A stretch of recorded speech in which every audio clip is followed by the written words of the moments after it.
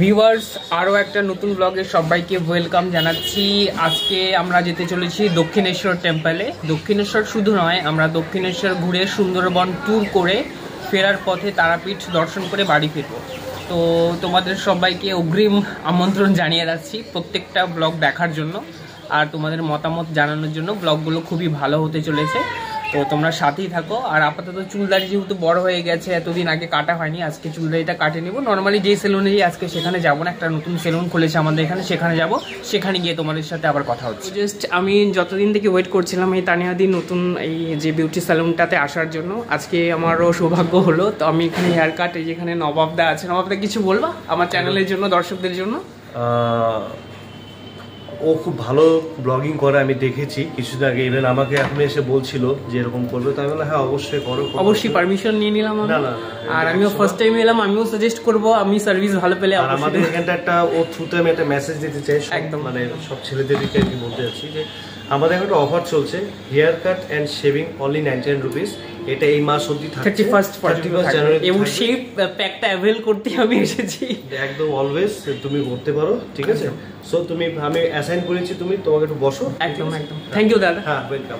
So এখন just আমাদের start হলো কাটিং। আই থিঙ্ক কতক্ষণ লাগবে? 15 মিনিট, 20 মিনিট, 50 মিনিট। তো পুরোটা তো ভিডিও শেয়ার করা সম্ভব নয়, যতটুকু আমি দেখানো পসিবল। তারপরে আফটার কাটিং কেমন হচ্ছে সেটাও তোমাদের সাথে শেয়ার করবো বাড়ি গিয়ে অবশ্যই। আর তোমরা ব্লগটার সাথেই থাকো। ততক্ষণ একটু এই ভেতরের ইন্টেরিয়ার ডেকোরেশনটা একটু দেখে নাও, যেহেতু নতুন ওপেনিং হয়েছে, আমার তো আগে ভিডিও করা হয়নি।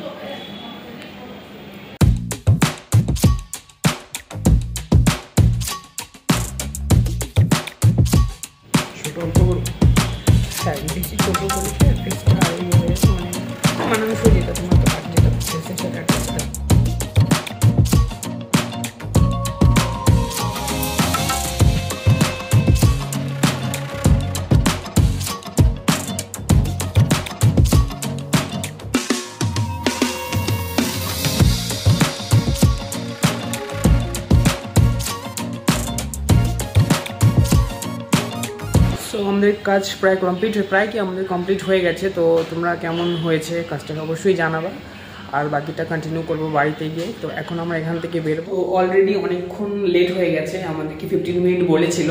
তো ফিনিশিং সুন্দরভাবে কাজটা করলোর জন্য 20 কি 30 মিনিট লেগেছে হয়তো। তো আমরা এখন এই মানে পার্লার বা স্টুডিও যেটাই বলে, এখান থেকে বেরোবো। তারপর আরো অন্যান্য কাজ আছে, গোছ গাছ আছে। তো আবার হয়তো বিকেলে তোমাদের সাথে দেখা হবে, তোমরা সাথে থাকো। কোনো রকমে মানে নাকে মুখে রেডি হয়ে আমরা বেরোচ্ছি। লেট যে টাইমে ছিল তার থেকে একটু আগে চলে আসছে। তো মোটমাট এখন এই যে ব্যাগট্যাগপত্র ওঠানো হচ্ছে, টোটোর মধ্যে কয়েকটা ব্যাগ ওঠানো হয়েছে। জাস্ট তালা মেরে আর কিছুক্ষণের মধ্যে আমাদের বেরোতে হবে, না হলে হয়তো ট্রেন মিস করতে হবে। তোমরা সাথে থাকো, একবারে স্টেশনে গিয়ে তারপর কথা হচ্ছে।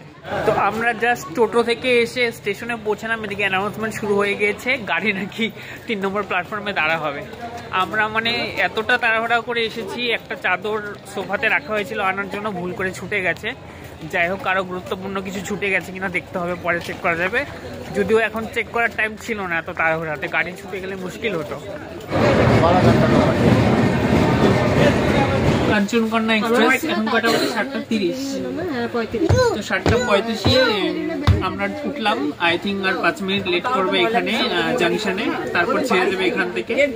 তো এখন তো এই ভিড়ভাট্টার মধ্যে একটা কথা বলা পসিবল না। ট্রেনে উঠতে পেরেছি, এতটুকুই শান্তি।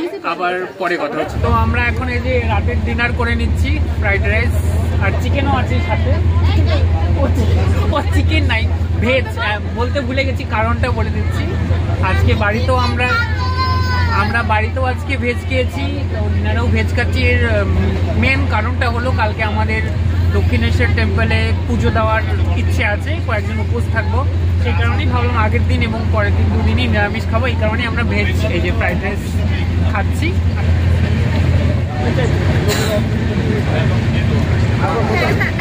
রিকু খাচ্ছে।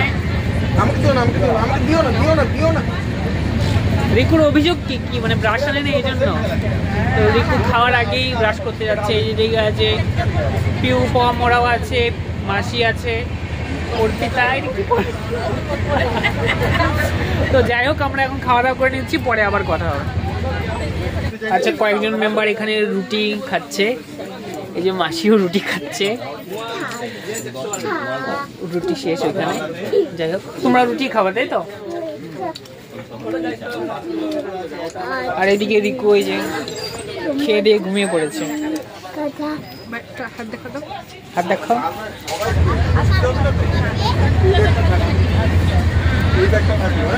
তো এখানে মা খাচ্ছে রুটি, বাবার খাওয়া প্রায় শেষ। তারপর আমরা এখন অনেক রাত হয়েছে, সবাই এদিক দিয়ে ঘুমের জন্য প্রস্তুতি নিচ্ছে। এই যে অনেকে বাঙ্কারে উঠেও গেছে, মাসি ঘুমিয়ে গেছে, আর এখানেও একজন হবে। আর এই প্যাটার্নটা নামিয়ে দিব আমরা। আর এদিকে হচ্ছে আমি ঘুমাবো বা ওরা ঘুমাবে, আর বাবা উপরেই ঘুমাবে খেয়ে দিয়ে। তো গুড নাইট সবাইকে, আবার সকালে দেখা হবে।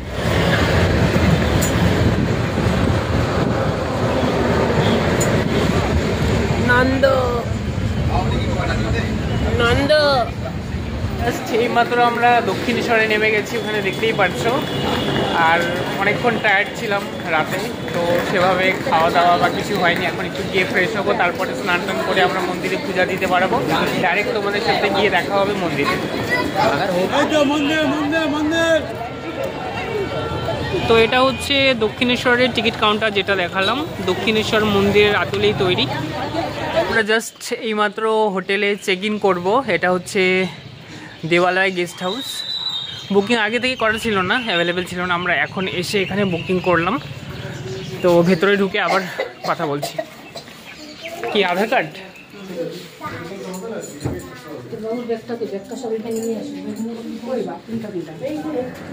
তো আমরা রুমে চেক ইন করে গেছি, এখন ফ্রেশ হবো।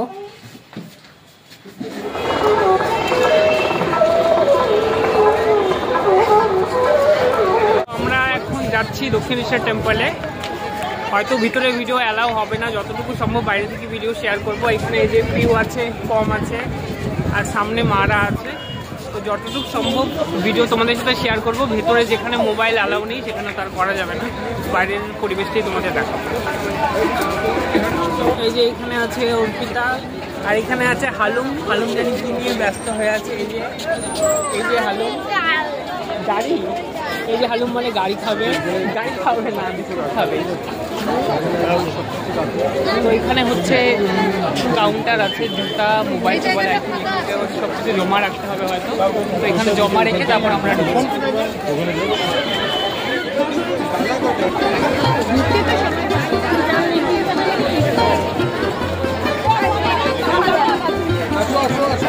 চলো যাই, সবাই চলো।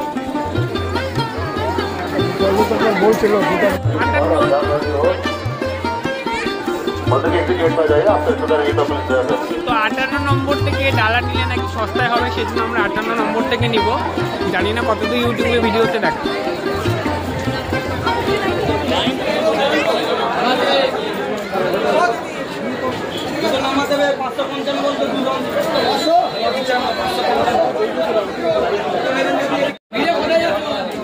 সবাই ডাকাডাকি করছে, জানি না আমরা কার কাছ থেকে নেব।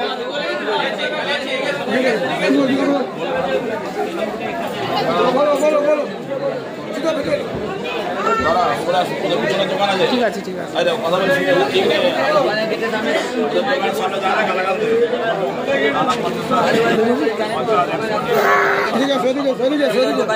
ভিতরে দাঁড়াও। 40 টাকার মিষ্টি থাকে, ছোট মিষ্টি দেওয়া আছে, 5 টাকা দামে 8 টাকা, আর এইগুলো হলে 10 টাকা। 40 টাকার মিষ্টি 5 টাকা ফুল, 5 টাকা ঘিরের বেড়া 12 পিস দেওয়া আছে। দেখুন এইগুলো হচ্ছে 7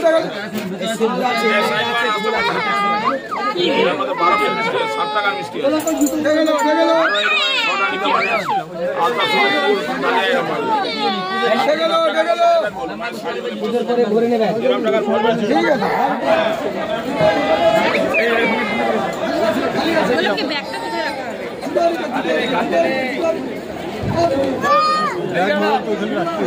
এইটাই আর দক্ষিণের হ্যাঁ তো আমাদের পুজো জাস্ট এইমাত্র দেওয়া কমপ্লিট হলো। এখন মনে হয় 12:30 কি 1টা বাজে। রবিবার পর্যন্ত একটু বেশি সুযোগ পেয়েছিলাম, লাইনে অনেক ভিড় ছিল। তো এবার সময় আছে কিছু খাবার, ওই খাওয়া দাওয়া করে তারপরে আবার বেলুড় মঠে যাওয়ার ইচ্ছা আছে। দেখি এখন হচ্ছে আপাতত মোবাইল কালেক্ট করতে লাগবে। মোবাইল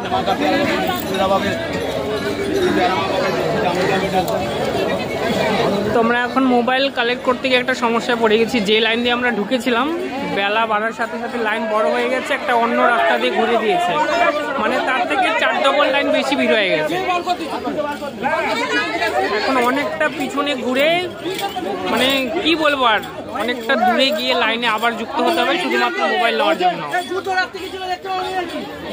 আমায় একটু জায়গা দাও মায়ের মন্দিরে বসি, আমি অনাহুত একজন, আমি অনাহুত একজন, অনাহুত একজন, অনেক দোষেতে দোষী, আমি সবার পিছনে থাকবো, শুধু মনে মনে মাকে ডাকবো, কারো কাজে বাধা হলে সাজা দিও যত খুশি, আমায় সাজা দিও যত খুশি। তো মা বাবারা একটু অস্বস্তি বোধ করছে, ভয় পাচ্ছে হয়তো। আমরা এখন অ্যাকচুয়ালি উঠছি স্কাই ওয়াকে। স্কাই ওয়াক দিয়ে এটা ডাইরেক্ট আসা যায় মন্দিরের স্টেশন থেকে।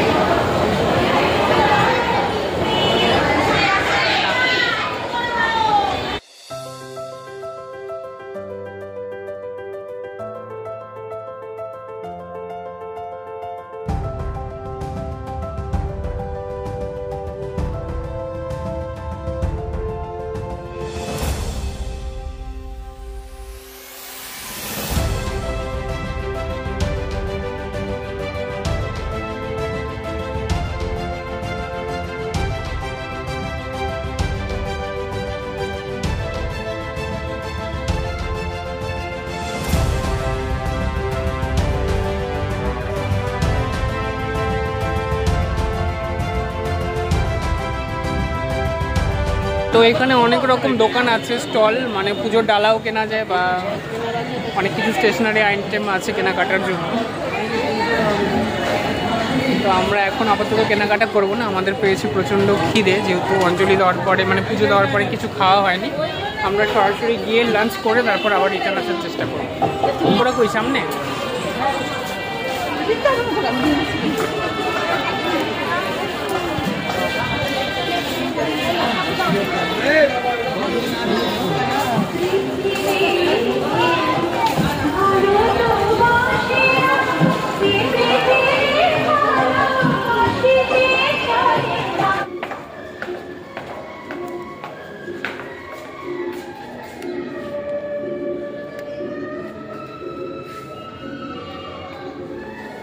এই মুহূর্তে আমাদের এই যে লাঞ্চ হচ্ছে এতক্ষণ পরে, বাজে 2টা বাজতে 5 মিনিট বাকি। পাশে মাসি বাবু ওরা বসেছে, টেবিলে জায়গা হবে না, আমরা এখানে বসেছি।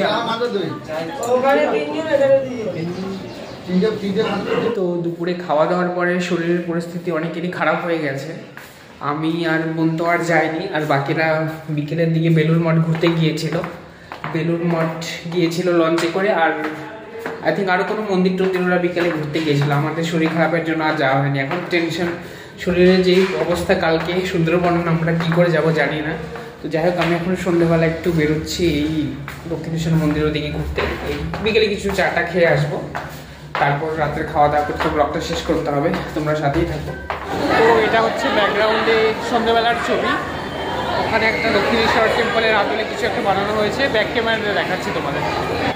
রোমা ভট্টাচার্য, আপনি এসেছেন দশাচল থেকে, আপনি রানী রাসমণি মায়ের মন্দিরের সামনে চলে আসুন। আমার উপরে যেটা দেখতে পাচ্ছ এটাই কিন্তু অ্যাকচুয়ালি স্কাই ওয়াক দক্ষিণেশ্বরের। এটা দিয়ে আমরা বিকেলবেলা এসেছিলাম, মানে স্টেশন থেকে সরাসরি মন্দিরে যাওয়ার জন্য এটা বানানো হয়েছে। জ্যাম ট্রাফিক কিছুই নেই, পায়ে হাঁটার রাস্তার জন্য এটা স্কাই ওয়াক বানানো হয়েছে, ফ্লাইওভার টাইপের। তো এখানে তেমন কিছু পাওয়া গেল না, এই যে ফুচকা খেয়ে নিব। বিকেলে ভাবছিলাম খাবো, বাট পসিবল হয়নি, উপোস ছিলাম। তো আপাতত ফুচকা খেয়ে নিচ্ছি। তারপর দেখি এখানে ভালো ফেমাস কচুরি পাওয়া যায়, যদি কচুরি পাওয়া যায় সেটাও শেয়ার করবো তোমাদের সাথে, কেননা বেশি রাত করে এসব খেলে পরে আর ভাত খাওয়া যাবে না। তো আমার পিছনে দেখতে পাচ্ছ হলুদ ট্যাক্সি, সচরাচর এখন কলকাতাতে খুব একটা দেখা যায় না। তো পেলাম, ভাবলাম ভিডিওটা তোমাদের সাথে শেয়ার করি। গরম গরম কচুরি ভাজা হচ্ছে দেখলাম, এই যে কচুরি খেয়ে নিব। বেগুনিও আছে, মানে অনেক রকম ফ্রাইড জিনিস আছে ভাজা পোড়া। তো যাই হোক, বেশি একটা খাওয়া ঠিক হবে না, অ্যাসিডিটি হতে পারে। তো এখান থেকে দুটো কচুরি ট্রাই করে দেখি। আমাদের এখানে নর্মালি কচুরি যেটা হয় শক্ত টাইপের, আর এখানে এটা পুরি টাইপের বানানো হচ্ছে।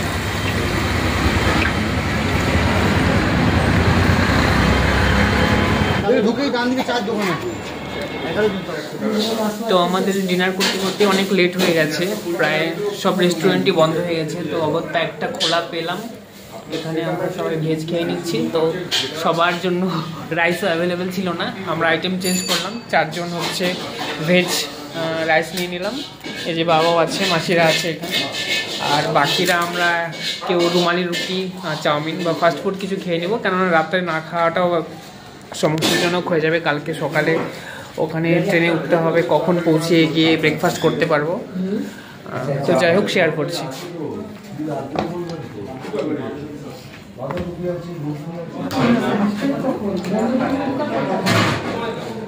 তো আজকের ব্লগটা দক্ষিণেশ্বরের এখানেই এন্ড করবো। আমাদের যাদের ভালো লাগছে অবশ্যই মতামত জানাবে কমেন্ট করে, আর লাইক তো করবেই। আর নতুন যারা দেখছো ফলো আর সাবস্ক্রাইব অবশ্যই করে দিবে। Thank you so much and good night.